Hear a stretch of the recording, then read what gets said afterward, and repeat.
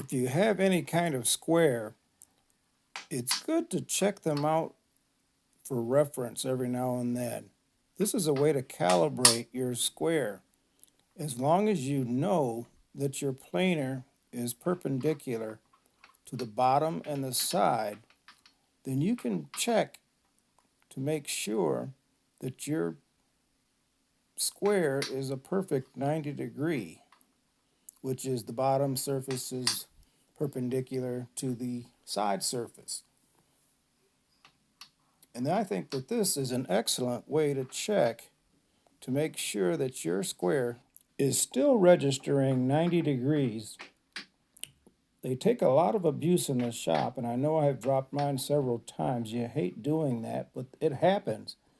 And you can knock these out of square and they won't register 90 degrees, so you have to make sure that you check them periodically to make sure that they are still calibrated to a 90-degree reading. And I think the planer works great for this, and I'm using a nice flat surface like my table saw surface, and that works great. You can also check the sole of the planer using your square once you know your square is true.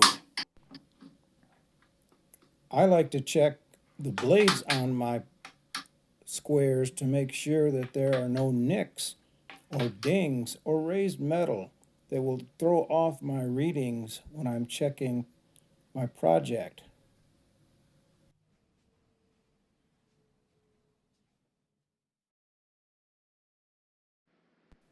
Another way you can check the squareness of your hand plane and your squares is with an angle protractor. It's easy enough to use. It has a set screw in the center for setting your different angles. And of course, you want 90 degrees for this setting, and to check to make sure that there's no light going through on the side and the sole of the planer. Set your screw and then check to see where the indicator reads. And this one reads right at 90 degrees.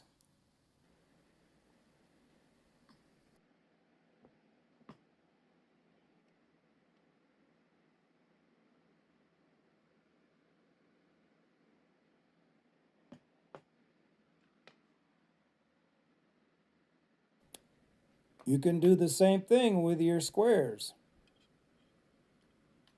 Check them the same way to make sure that they register 90 degrees so that you'll know that your angles won't be off on your projects. This one is the most suspicious because it's adjustable, but it's right on.